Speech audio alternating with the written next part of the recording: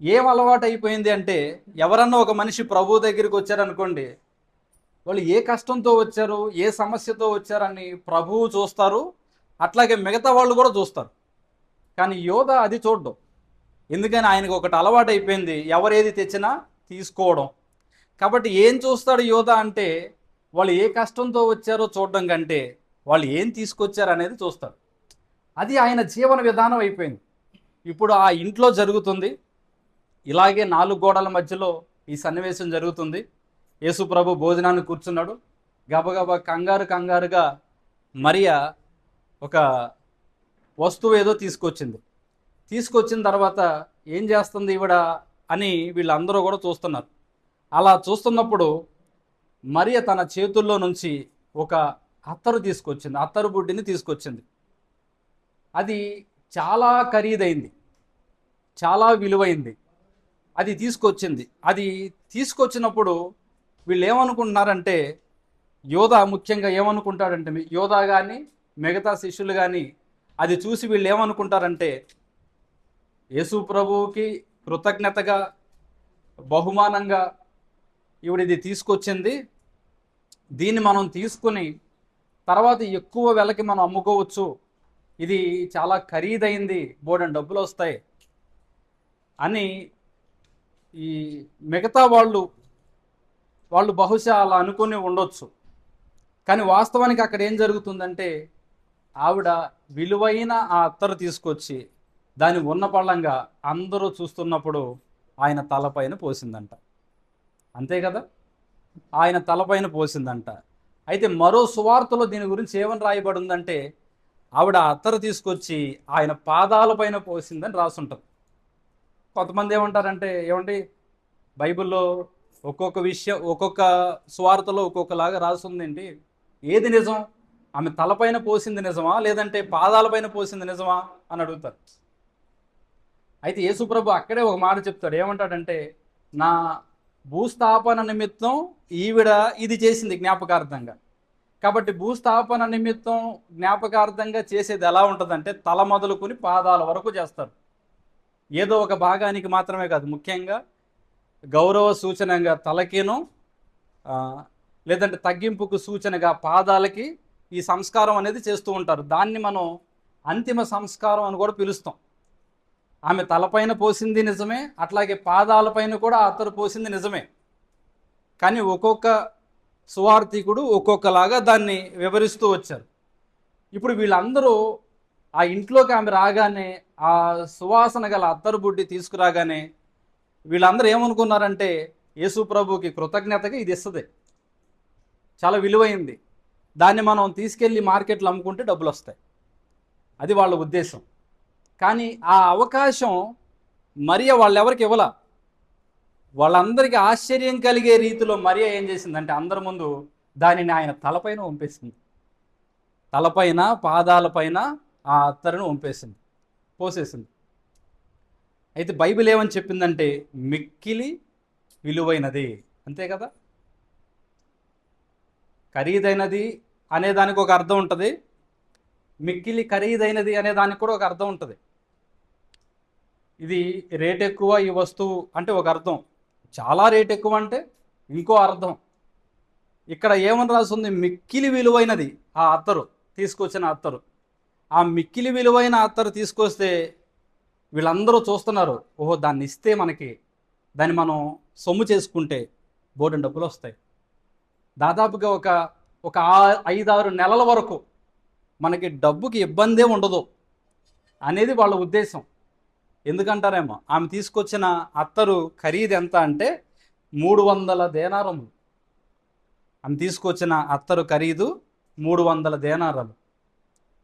300 దేనారాలంటే ఆ రోజుల్లో సంపాదన ఎంతో తెలుసా అండి? ఒకరోజు సంపాదన 1 దేనారం.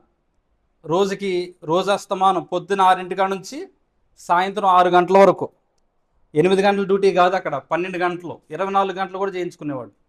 పొద్దున 6కి మొదలు పెడితే సాయంత్రం 6 వరకు కష్టపడితే ఒక మగ మనిషికి కూలి ఎంత అంటే 1 దేనారం.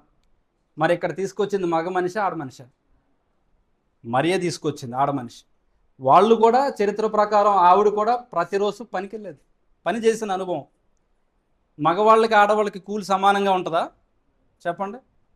తక్కువ ఉంటుంది కదా. ఎంత కష్టపడ్డారనేది తర్వాత విషయం. కానీ జనరల్గా ఏంటంటే మగవాళ్ళకంటే ఆడవాళ్ళకి కూలీ లేదంటే జీతం తక్కువ. పోనీ ఆమెకు కూడా సమానంగా ఒక దేనారం ఇచ్చారనుకుందాం, వింటున్నారా? ఆమెకు కూడా సమానంగా ఒక దేనారం ఇచ్చారనుకుందాం. అంటే రోజుకి ఒక రోజున మరీ పొద్దున 6ంటికి వెళ్ళి సాయంత్రం 6 దాకా కష్టపడితే ఆమెకి వచ్చేదంతా ఒక దేనారం. ఇప్పుడు ఆమె తీసుకొచ్చి గబుక్కున ఆయన తలపైన పోసిందే, ఆయన కాళ్ళపైన పోసిందే. ఈ అత్తరు ఖరీదు ఎంత అంటే అక్షరాల 300 దేనారాలు. రోజుకొక దేనారం అంటే 300 దేనారాలకి ఎంత టైం పడుతుంది? 15 రోజుల, సంవత్సర కాలం. ప్రతిరోజు పని ఉంటుందా? మన పనికి వెళ్ళే వాళ్ళకి ప్రతిరోజు పని ఉంటుందా అండి? ప్రతిరోజు పని ఉన్నా వెళ్తారా?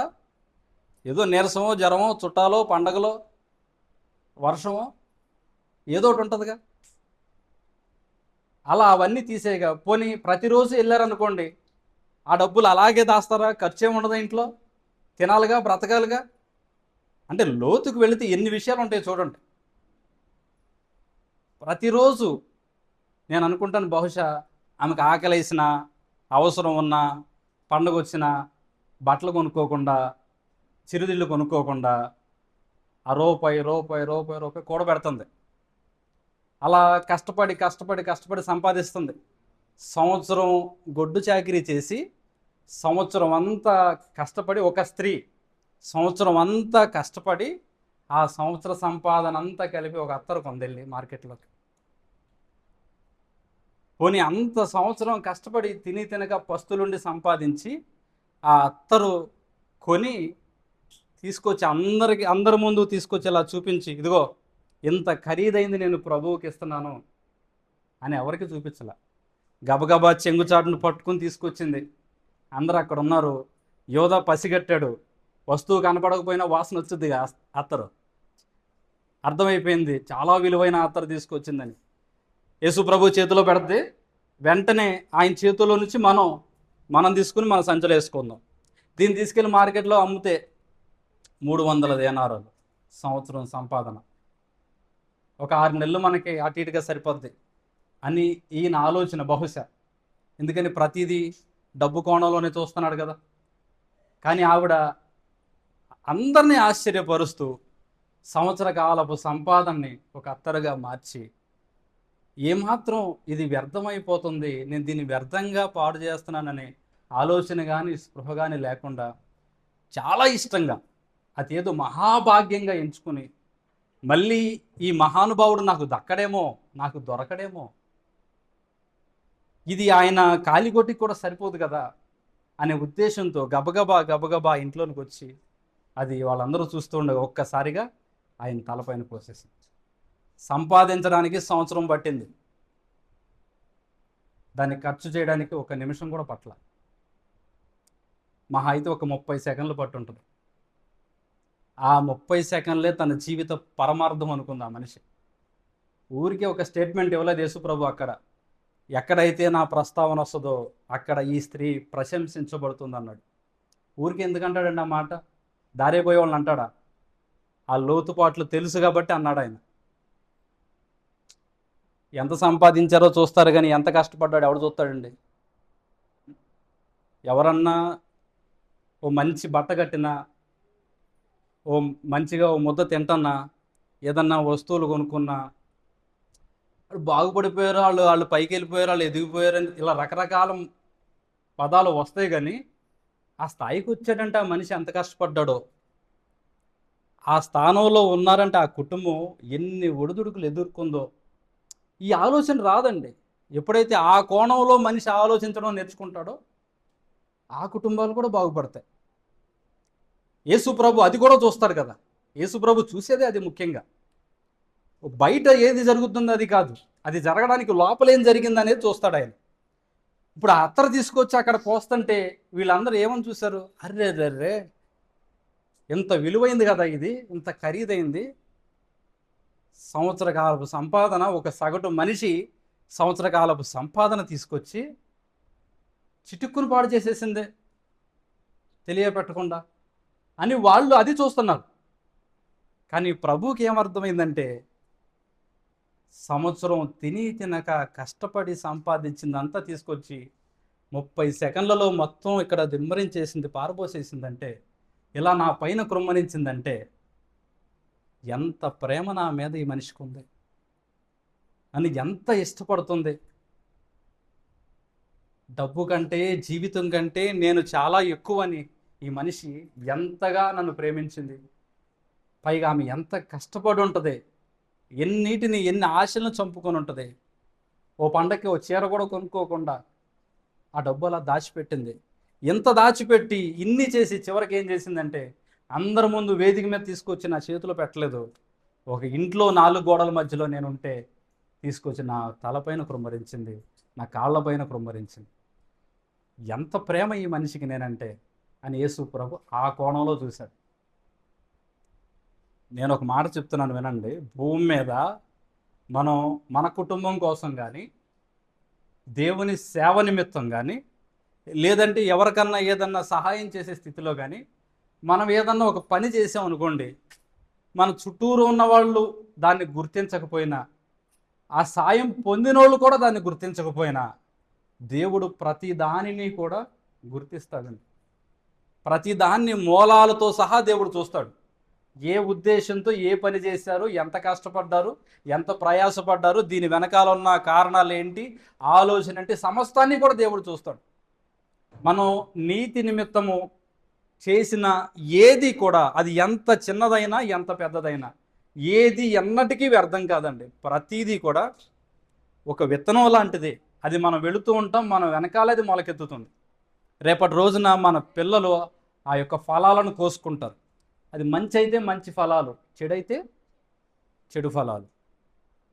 మన పిల్లలకి మధురమైన ఫలాలను ఇవ్వాలా లేదంటే చేదు ఫలాలను ఇవ్వాలా అనేది చాలా వరకు మన మీదే ఆధారపడి ఉంటుంది. మనం తీసుకునే నిర్ణయాలు, మనం చేసే పనులు, అవే విత్తనాలు. మనం ఏం చేసినా దేవుడు దానిని క్షుణ్ణంగా పట్టించుకుంటాడు. ప్రతి మనిషిని కూడా అన్ని కోణాలలో దేవుడు చూస్తాడు. ప్రతి కోణంలో దేవుడు చూస్తాడు. ఎవరు ఏది చేసినా దాన్ని పక్కన పెట్టడు ఆయన.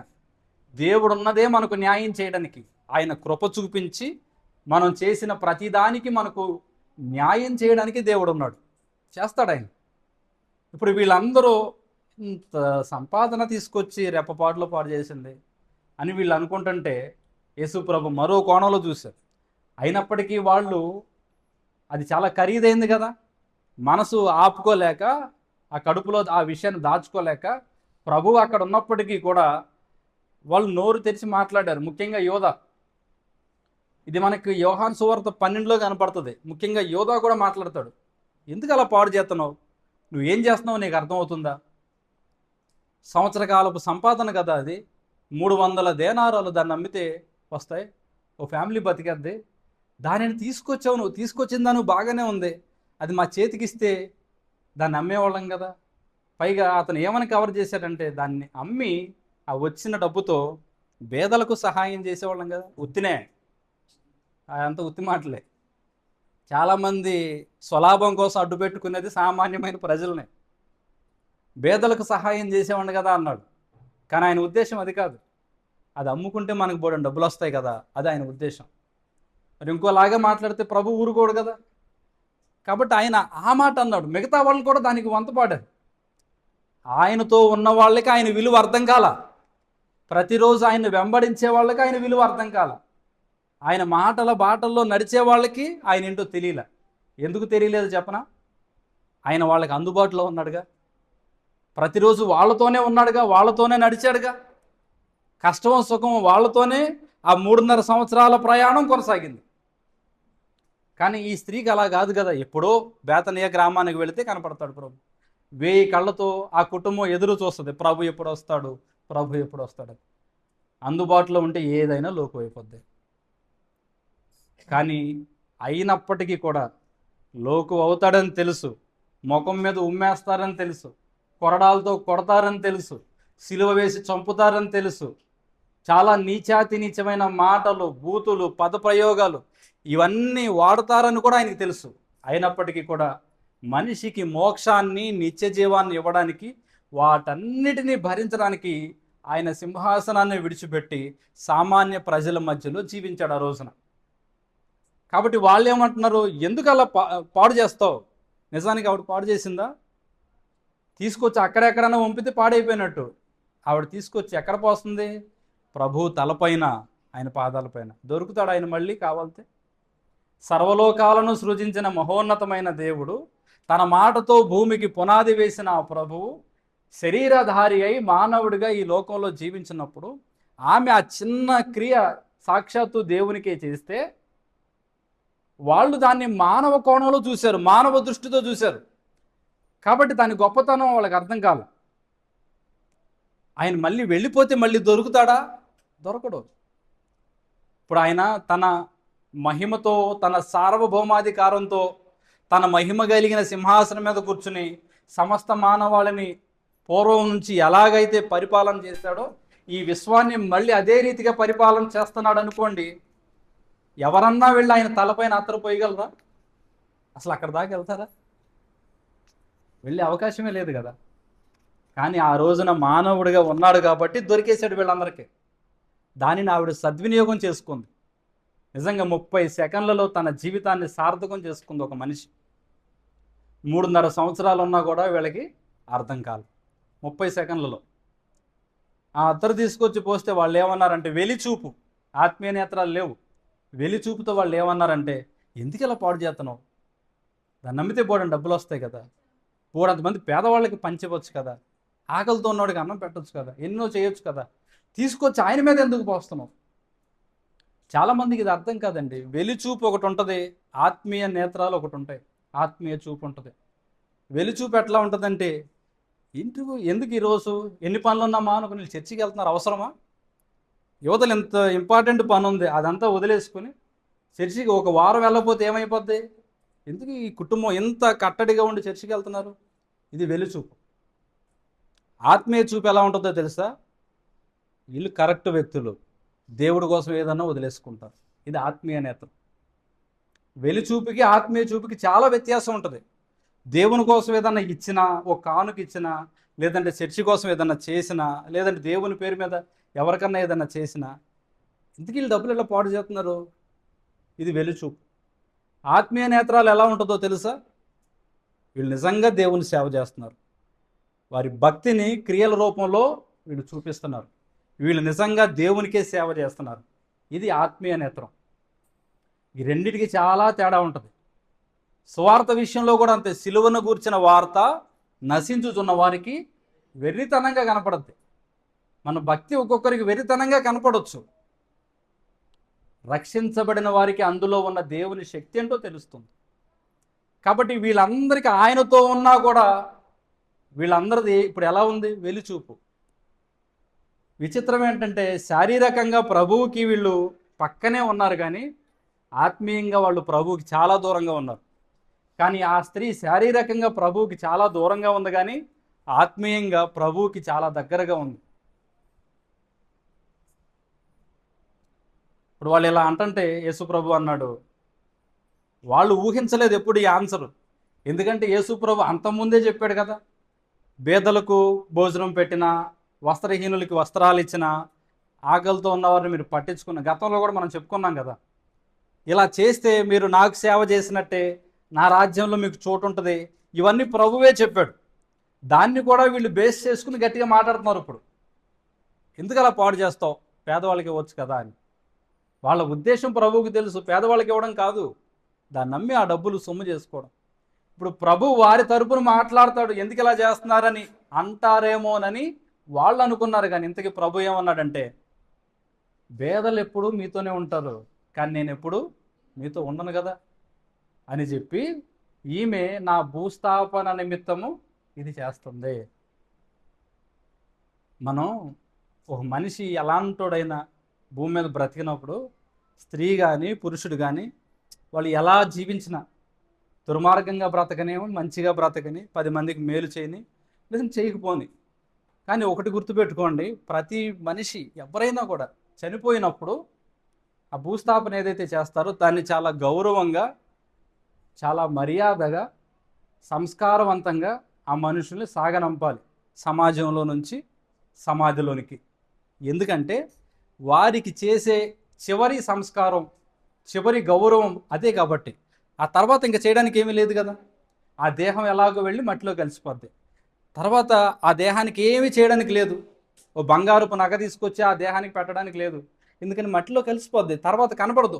ఆత్మ ఎలాగో దేవుని దగ్గరికి వెళ్ళిపోయినా ఆ దేహం మట్టిలో కలిసిపోతే ఇక కనపడదు. కాబట్టి దాన్ని ఏమంటారంటే మన పెద్దలు అంతిమ సంస్కారం. అంటే చివరిసారిగా సంస్కారవంతంగా ఆ మనుషులకు చేసే ఒక గౌరవం, దీన్ని అంతిమ సంస్కారం అంటారు. యూదులు దీనిని చాలా ప్రాముఖ్యంగా చేస్తారు, చాలా బాగా చేస్తారు. సకల రకాల సుగంధ ద్రవ్యాలు తీసుకొచ్చి ఈ అంతిమ సంస్కారం చేస్తారు. ఇప్పుడు యేసు ప్రభు ఏమంటున్నాడంటే, మీరు ఈ స్త్రీని మీరు తప్పుగా చూస్తున్నారు, తప్పుగా మాట్లాడుతున్నారు, కానీ నిజానికి ఈవిడ చేసిన ఈ పని ఏంటో తెలుసా? నా భూస్థాపన నిమిత్తము ఈవిడ చేసింది. ఎందుకని ఆ మాట అన్నాడంటే, యేసు ప్రభువుకి సరిగా అంతిమ సంస్కారం జరగల. దేవుడు అంతటి వాడు, రక్తమాంసాలు లేనివాడు, అసలు ప్రాణమే లేనివాడు ప్రాణం పోసుకుని ఈ లోకానికి వచ్చి జీవిస్తే, అంతటి మహాత్ముడు ఈ భూమి మీద మానవుల కోసం చనిపోతే ఆయనకి చివరగా సాగనంపే అంతిమ సంస్కారం సరిగా జరగల. ఆయన పేరట జీవించిన దైవజనులకు కానీ, లేదంటే సమాజంలో పేరు ప్రఖ్యాతులు ఉన్న వాళ్ళకి కానీ చాలా బాగా జరిగాయి అంతిమ సంస్కారం. మదర్ తెరీసా లాంటి వాళ్ళు చనిపోయినప్పుడు కొన్ని లక్షల మంది వచ్చారు. పెద్ద పెద్ద దైవజనులు చనిపోయినప్పుడు, లేదంటే కొన్ని ఊళ్ళల్లో చాలా మంచి పేరు సంపాదించిన వ్యక్తులు, ప్రముఖులు చనిపోయినప్పుడు ఎక్కువ మంది వస్తారు. చాలా బాగా అది ఆ ఊరేగింపు కానీ ఏదైనా చేస్తారు. కానీ యేసు ప్రభుకి అంతిమ సంస్కారం జరగలేదు. మీరు గమనించారా లేదు? ఎందుకంటే ఆయన రమారామి మధ్యాహ్నం 3 గంటల సమయంలో ఆయన ప్రాణం పోయింది.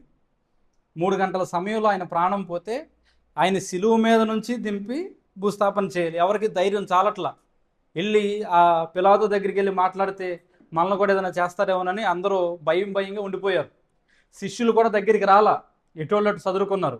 ఆ సమయంలో ఎవరు వచ్చారు? అరిమత్తయి యోసేపు వెళ్ళి ధైర్యం చేసి, అయ్యా చీకటి పడిపోతుంది, యూదుల క్రమం ప్రకారం చీకటి పడిన తర్వాత చేయకూడదు, కొంచెం మీరు అవకాశం ఇస్తే తీసుకెళ్ళి చేసుకుంటాం అని చెబితే, సాయంకాలానికి ఎప్పుడో వాళ్ళు పర్మిషన్ ఇచ్చారు. ఆ పర్మిషన్ ఇచ్చినప్పుడు గబగబా తీసుకొచ్చి గబగబా సమాధిలో పెట్టేశారు. ఆ వెళ్ళేటప్పుడు ఆ సంస్కారం ఏదైతే సుగంధ ద్రవ్యాలు జల్లి నారబట్ట చుట్టూ ఇంకా కొంచెం ఆర్భాటంగా గౌరవ సూచకంగా చేయాల్సినవి ఏదైతే ఉంటాయో, అది విచిత్రం ఏంటంటే ప్రభువుకి జరగల. అవేవి ఆయనకి జరగల. చీకటి పడిపోతుంది, గబగబా తీసుకెళ్ళి అరిమత్తయి యోసేపు సమాధిలో పెట్టేశారు. పోనీ నెక్స్ట్ డే చేద్దామా? నెక్స్ట్ డే విశ్రాంతి దినం, చేయకూడదు. శనివారం విశ్రాంతి దినం కదా యూదులకి. కాబట్టి వాళ్ళు ఇళ్లల్లో నుంచి బయటికి రాల. మీరు గమనించారో లేదు? ఆదివారం తెల్లవారుజామున మగ్దలేనే మరియా, వేరొక మరియా, వీళ్ళు తెల్లవారుజామున ఎక్కడికి వెళ్ళారు? సమాధుల్లోనికి వెళ్ళారు. వెళ్తా సుగంధ ద్రవ్యాలు తీసుకెళ్లారు. ఎందుకని? ఇప్పుడు అన్నా చేద్దాం, ఆయనకి కొంచెం ఎలాగో ఎంత మహానుభావుడిని ఊరికి అలా తీసుకెళ్ళి సమాధిలో పెట్టేశారు, సంస్కారవంతంగా ఏదైనా చేద్దాం, సుగంధ ద్రవ్యాలు చల్లుదాం అని ఆదివారం తెల్లవారుజామున వీళ్ళు వెళ్ళేసరికి ఆయన అక్కడ ఉన్నాడా? లేడు. ఇప్పుడు ఎంతగా ఆయనకి అంతిమ సంస్కారం జరిగిందా? జరగలేదు. విచిత్రం చెప్పనా? చనిపోయిన తర్వాత జరగలేదు, కానీ చావడానికి ముందు జరిగింది. అది ఇదే, నా భూస్థాపన నిమిత్తం ఈవిడ ఈ పని చేసింది. భూమి మీద ఉన్న ఏ మనిషికైనా చనిపోయిన తర్వాత జరిగేది ఏదైతే, ఆ క్రమం ఏదైతే ఉంటుందో, యేసు ప్రభు బ్రతికుండగానే అది జరిగింది ఆయనకి.